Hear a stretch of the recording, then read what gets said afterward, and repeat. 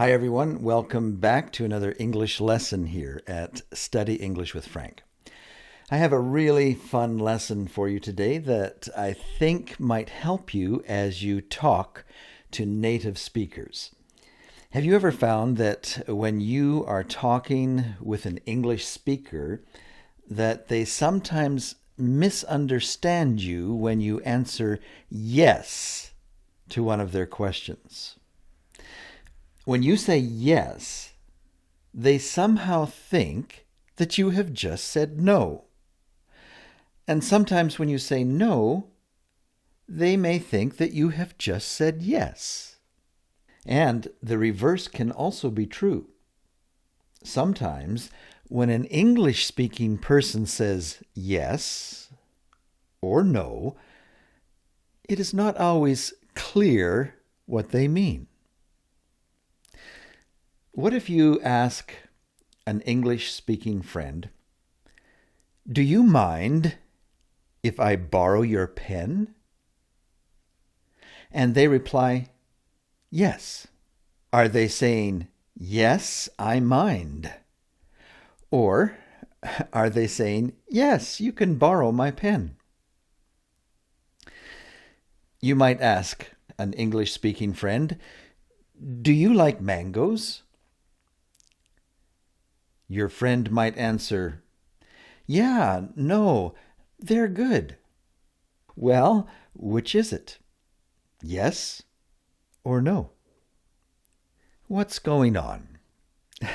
How can there be such a failure to communicate on such a simple phrase as yes or no?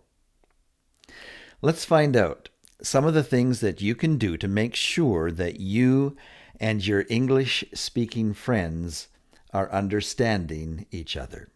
Let's get started.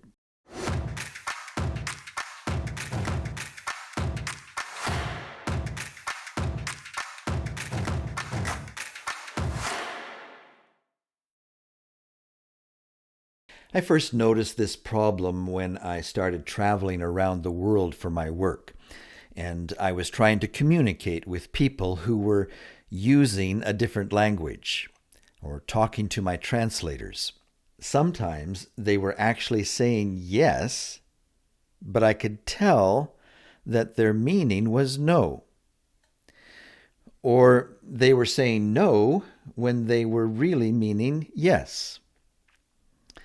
At first I thought it had something to do with them not really knowing much English, and they were just saying yes to everything I asked, or that they were just trying to be polite to this foreigner guest, saying yes. But then after a few years, I caught on to what was going on.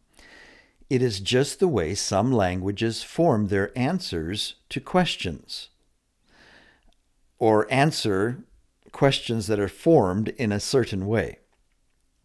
I found out that it was helpful to just start asking follow-up questions if anyone answered with a simple yes or no.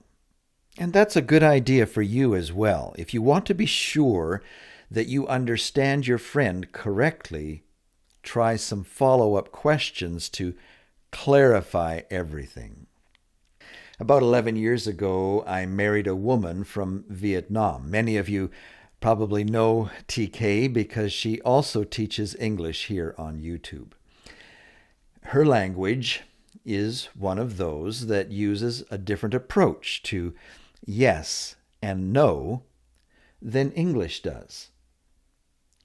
It could have caused some problems, some miscommunications. You know, they say that cross-cultural relationships are more likely to not last very long, and this may be one of the reasons why. Miscommunication over yes and no. Fortunately, because of my travel experience, I was able to understand many of these kinds of potential issues, and we have had a wonderful growing relationship that grows stronger every year. Our children have grown up speaking Vietnamese, and so they have a tendency to form their yes and no like a Vietnamese thinker and speaker. The other day we were driving to take them to play with their friends who live out in the countryside. And they were anxious to get to their friend's house to start the fun and games. But on the way to their friend's house is a chicken farm that sells eggs at a big discount. And so whenever we go out that way, TK likes to stop and get some eggs. So on this day, when we were passing by the chicken farm on our way to their friends, I asked TK, should we stop and get some eggs? And from the back seat, both of our kids shouted, "No!" That was clear. And it was using no in the same way that I use it. They wanted to keep going on to their friend's place and not waste any time at the chicken farm. I replied to my kids with the question, "Don't you want some eggs?" Their quick response was, "Yes," in unison. Well, I took that to mean, yes, they did want some eggs, and I turned the corner to go to the chicken farm. Of course, I got all kinds of protests. What they had meant was, "Yes, Dad, we agree with your statement. We don't want eggs. We just want to keep going to our friends." This can happen a lot, especially if the English speaker frames their question in the negative, like I did. "Don't you want some eggs?" Two girls are in the food court at the mall.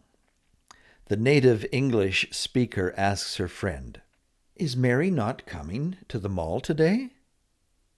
Notice that she framed her question in the negative. Is Mary not coming to the mall today? Her friend from Asia is most likely going to say, yes.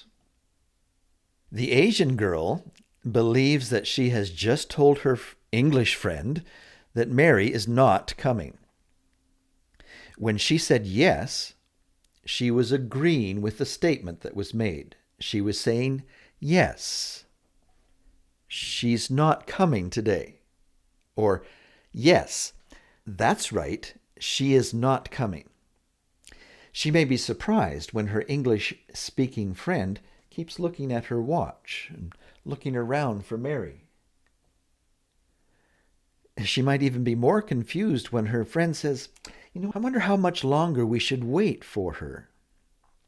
When her Asian friend had said yes, the English girl had heard in her mind, yes, she is coming. Let's think about another example. TK and I are at the park. We've been there for a while, and I'm starting to get hungry. I ask her, should we grab a bite to eat at the food stand over there? My wife says no. So far, so good.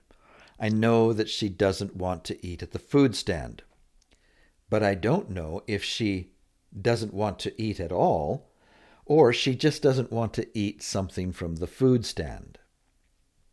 I ask, so are you not hungry? She says, yes. What she is really saying in her mind is that, yes, I'm right. She is not hungry.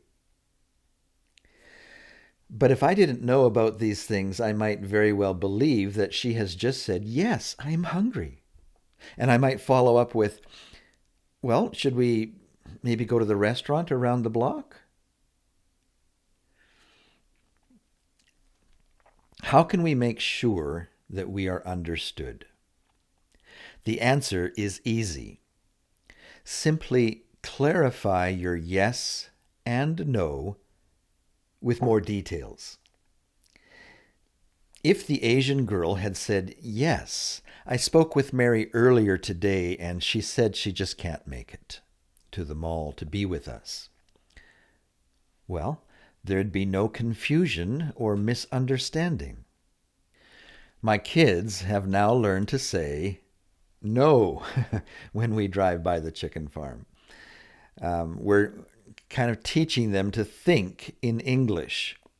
They're living in Canada now, and when they converse with their friends at school, they need to be able to communicate the way their English-speaking friends are thinking in their mind. And so we're teaching them to think in English. And just to be sure that their dad understands clearly, they are likely to say something like, "No, we don't want to stop for eggs." And when they say that, there's no way that I can misunderstand them. Before, you remember when I asked them, "Don't you want some eggs?" And they said, "Yes." Well, now it's clear. No, we don't want to stop for eggs. There's no chance of misunderstanding. Because they have provided more information, I know for sure what they meant. We usually stop anyway because I know that they like eggs for breakfast a couple times a week. And I like saving money. So we usually stop anyway. The eggs there are about half the price that they are at the store. If you are talking with an English speaker and they just say yes or no to one of your questions, well, if you want to be sure that you understand what they mean, you might have to ask them for some more details. If you ask an English speaker at the airport lounge, "Do you mind if I sit here?" What do you think she means if she answers yes? Is she saying, "Yes, she minds," or "Yes, please sit down"? What if she says no? Is she saying, "No, I don't mind"? Or is she saying, "No, go away"? Sometimes you can tell by body language and facial expression. But if you can't, don't give up and simply walk away. Ask for some more clarification. With a smile, say, "Are you saying, yes, please take the seat?" Or are you saying, "Yes, you mind if I sit down here?" Your new friend will probably smile and say, "No, I don't mind at all. Please sit down." Well, that's our lesson for today. You might need to watch it a couple times to be sure that you understand. The main thing that helps to make things clear is to avoid simple yes or no answers. Answer with a complete sentence. If your boss asks you to work another shift this week, you might say no. But he might ask a follow-up question, something like, "Well, don't you want to make some extra money this week?" If you answer by simply saying yes, he might start booking you in for another shift because he's going to think that you have just said, "Yes, I do want to make some extra money this weekend," when you have meant to communicate, "Yes, you are right. I don't want to make any extra money this week." You can see where things can get confusing between people speaking or coming from different languages. Rather than just say yes, try this. Say, "Yes, but I'm busy all this weekend and I will not be able to take another shift. I'm sorry." Now your boss has no chance for misunderstanding. There's no chance for miscommunication to happen. I hope you picked up a few tips in today's lesson. If you have not already done so, I invite you to subscribe to our channel so that you will see our next video lesson that we post. here at Study English with Frank. If you liked the video, go ahead and share it with your friends. So long for now. See you. Bye. Farewell.